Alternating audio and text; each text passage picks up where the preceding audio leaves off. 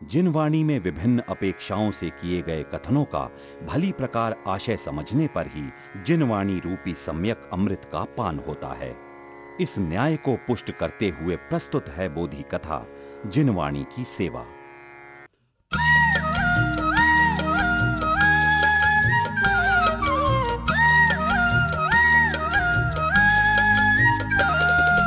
साची तो गंगा यह वीतरागवाणी, साची तो गंगा यह वीतरागवाणी, साची तो गंगा यह वीतरागवाणी। अविच्छिन्न धारा निज धर्म की कहानी, अविच्छिन्न धारा निज धर्म की कहानी। साची तो गंगा यह वीतरागवाणी, साची तो गंगा यह वीतरागवाणी। अविच्छिन्न धारा निज धर्म की कहानी, अविच्छिन्न धारा निज धर्म की कहानी। साची तो गंगा यह वीतरागवाणी, साची तो गंगा यह वीतरागवाणी।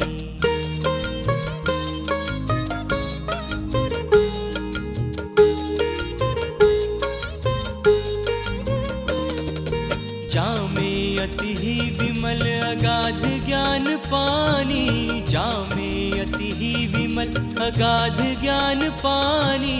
जहाँ नहीं संशयादि, जहाँ नहीं संशयादि पंख की निशानी।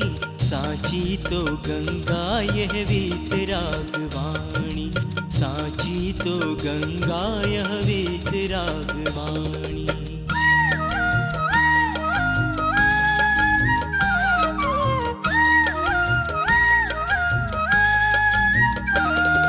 सप्त भंग जहाँ तरंग उछलत सुखदानी, सप्त भंग जहाँ तरंग उछलत सुखदानी। संत चित मराल वृंद, संत चित मराल वृंद रमै नित्य ज्ञानी। साची तो गंगा यह वीतरागवाणी, साची तो गंगा यह वीतरागवाणी। बच्चों, वीतराग वाणी रूप गंगा की अविच्छिन्न धारा अनादि से बह रही है। वर्तमान में यहाँ तीर्थ धाम मंगलायतन में पूज्य गुरुदेव श्री कांजी स्वामी के प्रताप से बह रही है और अनंत काल तक बहती रहेगी। ये जिनवाणी त्रिकाल जयवंत है। ये जिनवाणी आत्मा के स्वभाव की, आत्मा के धर्म की कहानी कहती है। बच्चों, ये जिनवाणी सर्व पदार्थों के समूह रूप विश्व को साक्षात जानने वाले केवली भगवान द्वारा प्रणीत है। केवली भगवान के निकटवर्ती साक्षात सुनने वाले और स्वयं अनुभव करने वाले गणधर देवों द्वारा कथित है, अतः प्रमाणिक है। जिनवाणी कहने से लोगों की दृष्टि बाह्य में लिखे शास्त्रों पर जाती है, परंतु वास्तव में जिनवाणी तो शुद्ध ज्ञान है, सम्यक ज्ञान है और ज्ञान आत्मा के आधार से है। एक बार पूज्य गुरुदेव श्री से किसी ने प्रश्न पूछा कि अभी भरत क्षेत्र में कितना शुद्ध विद्यमान है, तो पूज्य गुरुदेव श्री ने गंभीरता पूर्वक उत्तर दिया, भरत क्षेत्र में जितने सम्यक ज्ञानी जीव हैं, उनमें जिस जीव को सबसे ज्यादा शुद्ध ज्ञान का उघाड़ हो उतना शुद्ध विद्यमान है और बाकी का विच्छेद है। क्योंकि भले ही शास्त्रों में शब्द लिखे हुए हों, परंतु उनका आशय समझने वाले जीव ना हो तो विच्छेद रूप ही है।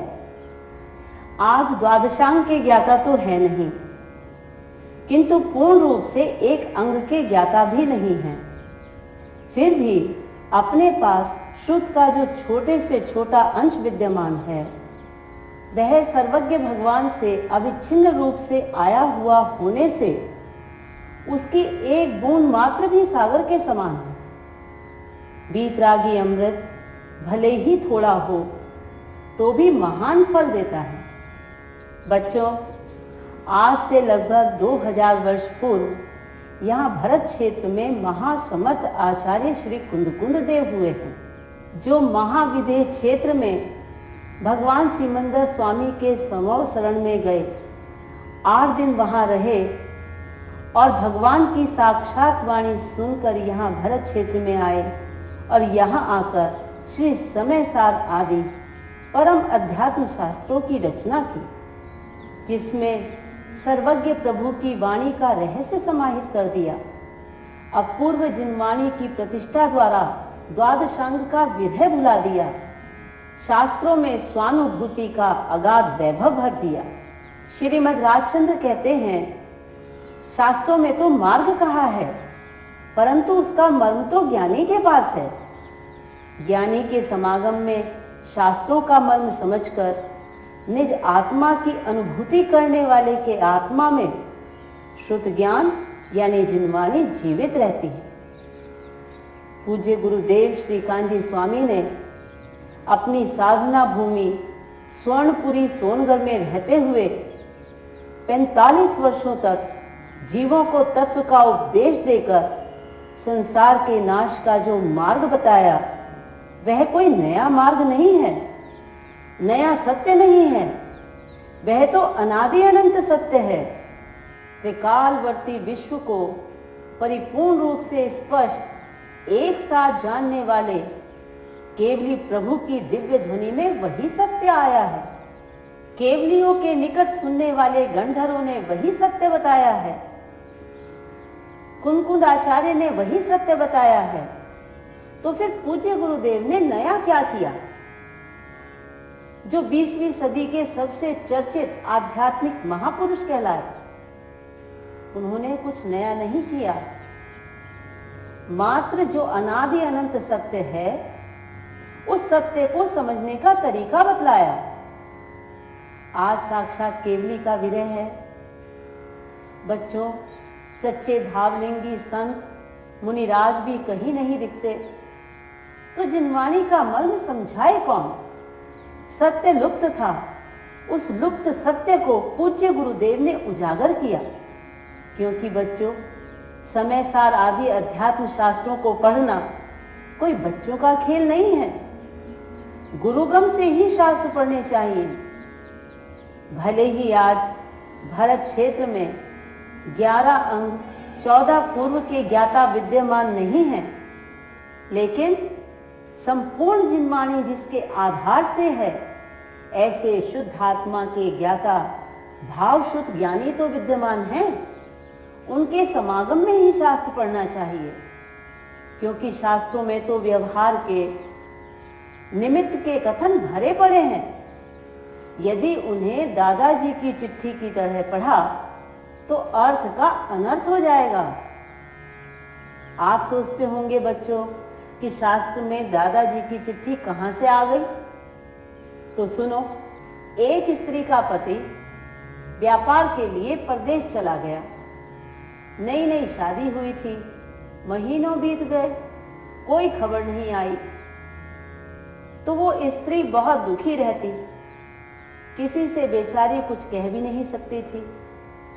एक दिन अपनी सखी से अपना दुख कहने लगी और दादाजी ने सुन लिया।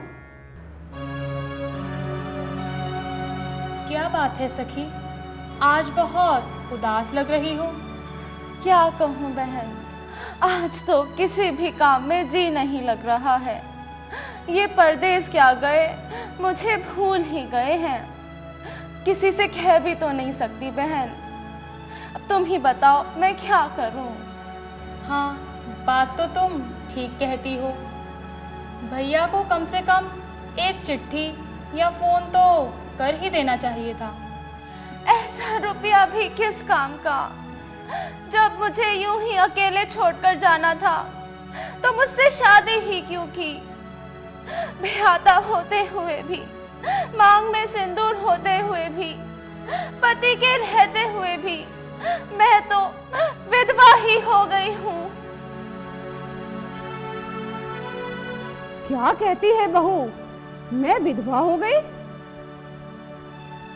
देखा, मेरा पोता तो परदेश ऐसे गया कि बेचारी बहू को ही भूल गया। आग लगे ऐसे पैसे को जिससे मेरी बहू को विधवा जैसा जीवन बिताना पड़े।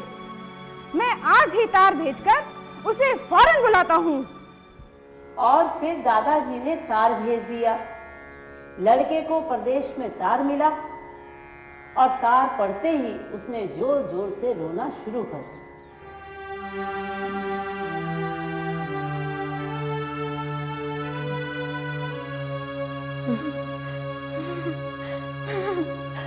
हाय हाय, मैं बर्बाद हो गया, मैं बर्बाद हो गया।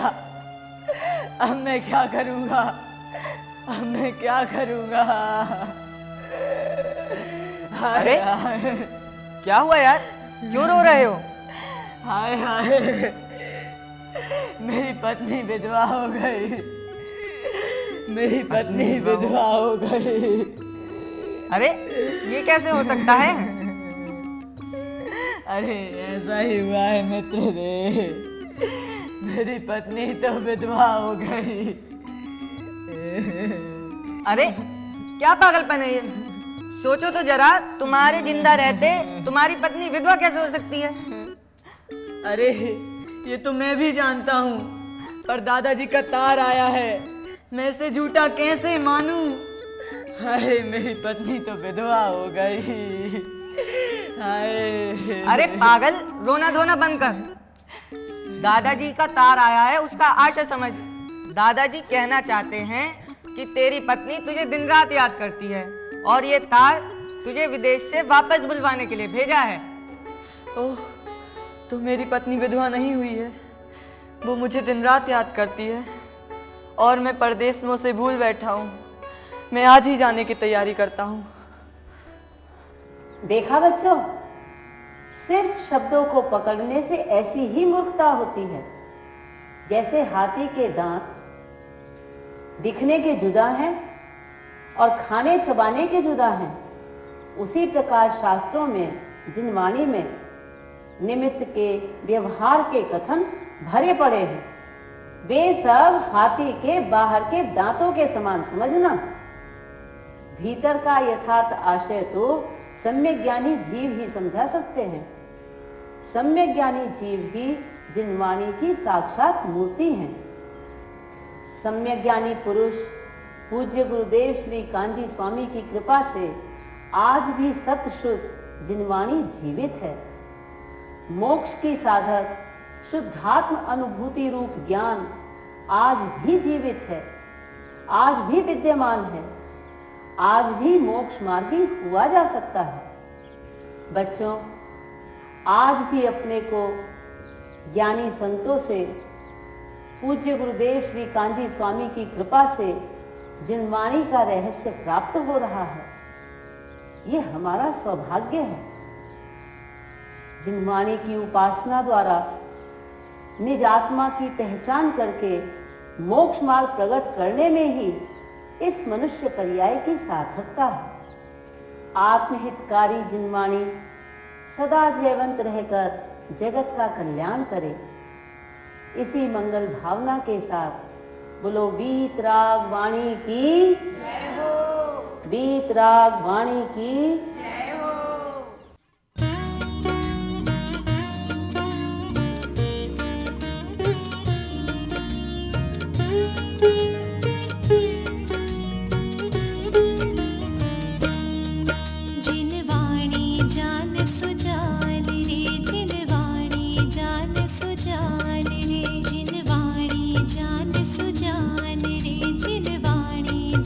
सुजान रे, लाग रही चिर